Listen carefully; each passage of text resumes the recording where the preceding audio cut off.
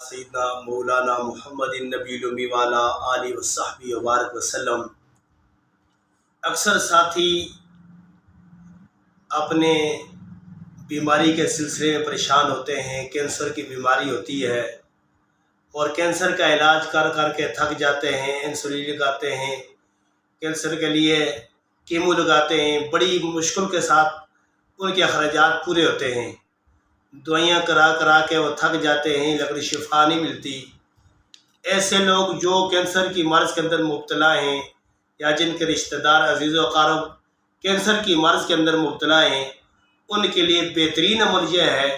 کہ وہ 1000 مرتبہ پانی پر،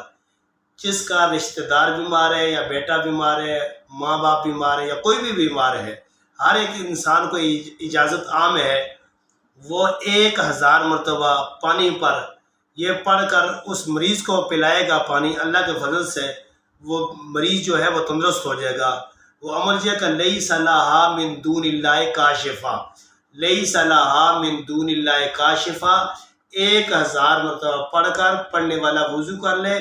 اور پانی پر پہلے 3 مرتبہ درود پاک پڑھے اور آخر میں پھر درود پاک پڑھے، درمیان میں 1000 مرتبہ لیس لہا من دون اللہ کاشفہ،